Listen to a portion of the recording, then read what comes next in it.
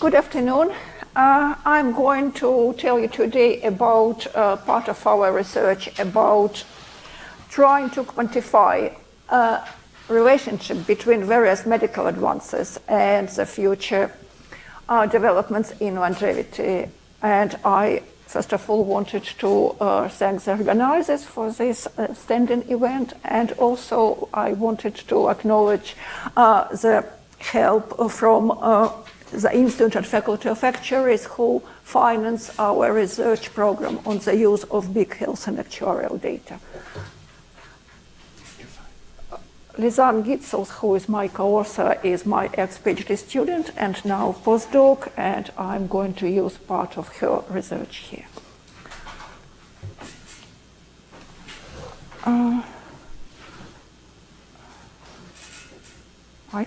Okay. So basically, medical advances are the main drivers of longevity, at least in the Western countries. And in medicine, there is a hierarchy of sources of evidence, and the randomized clinical trials are considered to be on top of this hierarchy. So usually, the randomized control trials estimate the hazards of mortality, estimated in a rather selective sample of patients, and also, of course, they're pretty limited in the time span. And then various health authorities are using those findings from clinical trials to implement into public health measures. We don't know how those measures actually would affect longevity, and we would need to wait for a long time to see it from actual mortality. So what we are trying to do is to try to get some understanding of perceived advantages to longevity in a shorter term. We are using so-called the Health Improvement Network, or SIN data, which is a general practice data, primary care data from the UK. It covers about 6% of overall UK population. And it is individual level data, which has lots of information, both on the uptake of various medical treatments and, of course, on the prescriptions and the blood test and some added social demographic data and so on. So we are trying to obtain various survival models to do with the effect of medical treatments on longevity out of this observational data. And then, after we know those hazard ratios, we would be able to translate it to so-called changes in effective age. I'll tell you in a moment what that is. And then perhaps to aggregate it into population life expectancy changes. Well, I know that I shouldn't remind you what the hazard ratio is. Okay, so I won't. But basically, we are going to use Koch's proportional hazards model in this talk. And the Koch's hazard model has a hazard consisting of two components. Baseline hazard, which depends only on time, and individual hazard, which depends on various health-related and demographic-related covariates, which doesn't depend on time. And it has a log linear form in those hazards. So it becomes very easy to look at the hazard ratios, which are those coefficients beta we estimate from the Koch's regression. I mentioned the SIN network already. It includes 11 million of patients, but we actually work with a subset of SIN, which includes just 3.5 million of patients who were born before 1960 and follow to January 2017. It also has added 3 indices to do with socioeconomic status, so-called Mosaic, which you probably know is kind of a marketing tool, which is widely used by insurance companies, at least in the UK, and also Index of Multiple Deprivation and the Townsend score. The first easy example I'm going to tell you about today is the use of beta blockers after the acute myocardial infarction, which is, in other words, is a heart attack. There are quite a few heart attacks around. In the UK, there are 188,000 of them every year, and around 7 out of 10 people survive a heart attack. So there are estimated 915,000 of people in the UK who have survived a heart attack. So we looked at, first of all, how much heart attack would undermine life expectancy, and secondly, what would be beneficial medical interventions which would extend life expectancy of people after a life attack. We published the findings in this paper last year, and that's what I'm going to talk to you about. First of all, this is the survival prospects after the heart attack. We looked here at 4 different cohorts of patients, people who had heart attack before age 60, before age 65, 70, and 75. And you can see that a single heart attack by age 60 has a hazard ratio of death of 1.8, which is quite high. And if a patient has heart attack later, hazard ratio goes down a bit, but it is still pretty large. For example, if someone had heart attack by age 75, their hazard ratio of death is 1.45. So, yeah, and multiple heart attacks sort of increases its hazard ratio a bit, but not that much, really. So the next question is, how can we translate this hazard ratio into longevity losses? And this is the second slide here about the various treatments. We'll discard for a moment surgery, and we'll discard statins, which are beneficial, by the way, but this is the beta blockers I'm talking about. And you can see here that for people who had no heart attack, beta blockers are not of much benefit. But if we talk about people who did have heart attack, beta blockers provide reduction in the hazard ratio of death. In all groups, the hazard ratio is about 0.8, and basically that would translate into some survival benefit. So how do we translate those hazard ratios into survival benefits? Basically, if you recall the Cox model, we had the baseline hazard. And the baseline hazard is pretty well described by the Gompertz distribution, which is routinely used in life insurance because it describes human mortality pretty well between ages, say, 50 to 90. And basically, this is a very simple distribution which has a constant slope on a log hazard scale.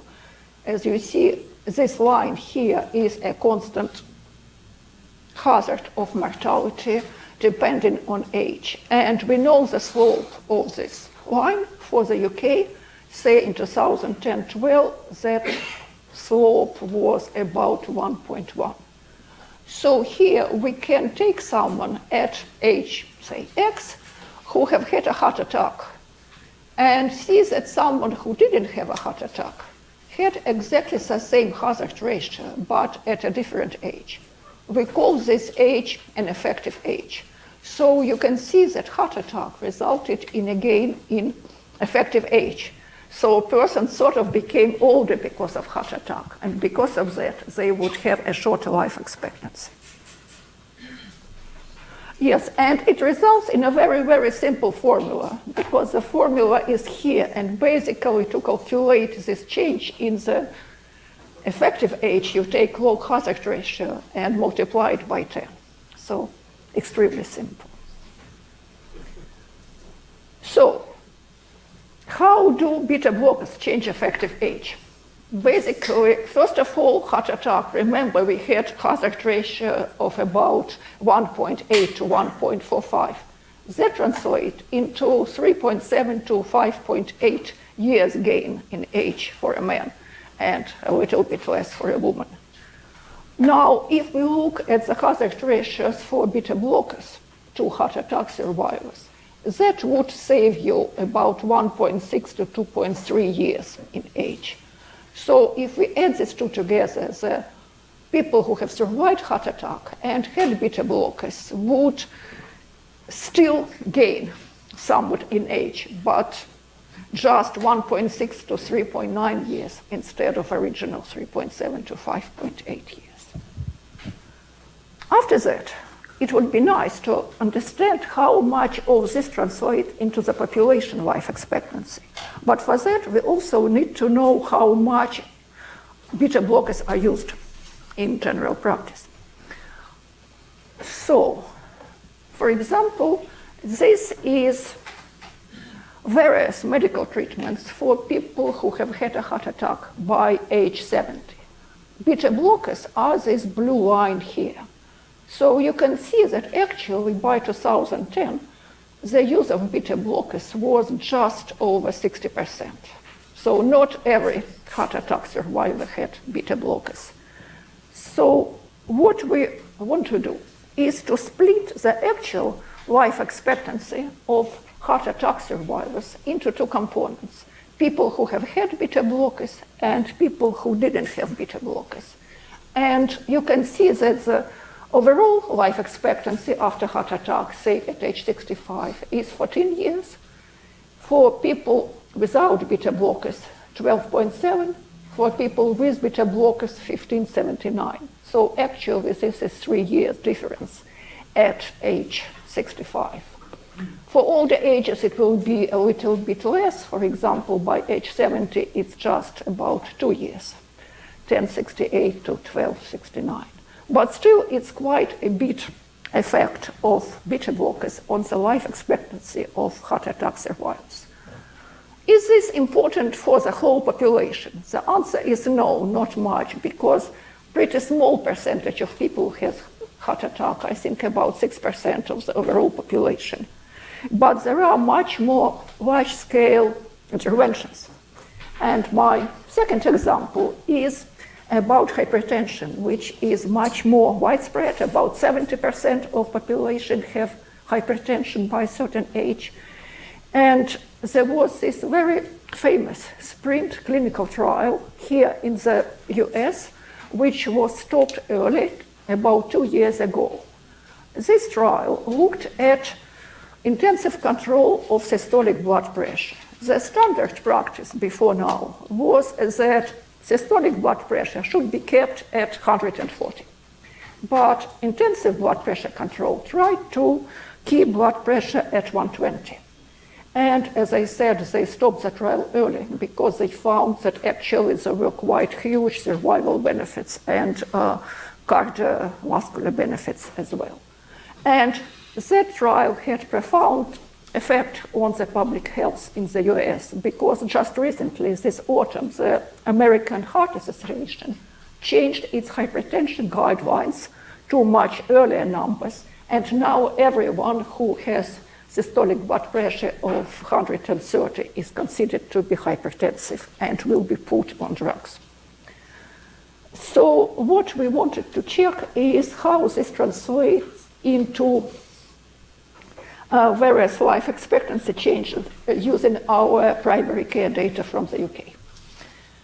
So we got about 55,000 of patients who were hypertensive, who got a new prescription for blood pressure lowering drug, and we had two groups. One of them where the blood pressure dropped to under 120, and the second group where the blood pressure was lowered to between 120 to 140. The ratio of numbers was about 1 to 2 in those groups. Well, we got really very strange results. First of all, SPRINT. The standard treatment has a hazard ratio of 142 compared to intensive treatment. So intensive treatment was much, much better, and that would result in decrease in effective age of 3.4 to 3.6 years. So given the scale of new AHA guidelines, it would soon bring a boost to life expectancy in the US. Well, watch this space. When we looked at the same data, our intensive group actually had significantly increased hazards of mortality of 135. So actually, it resulted in an increase in effective age of 1.7 to 1.8 years. And also in both studies, we found that if you had too many drugs or if you had increase in the dosages, the hazards of death were much higher, but also the hazards of adverse renal outcomes. So we're coming to the end. Basically, what that second example shows is that you can't just blindly take results from every randomized control trial and translate it into results resulting changes in longevity. Mainly, I think, because clinical trials recruit very selective patients, and also they are of short duration. So we believe that observational data, the big data sort of, provides much better way to analyze survival models and also to predict various changes in longevity. But of course, we need to do it very well. We really need to be very careful in how we design the studies. We need to use sophisticated analytics for modeling the mortality and so on. And after that, we would be able to translate those results into individual and population level life expectancy. Thank you.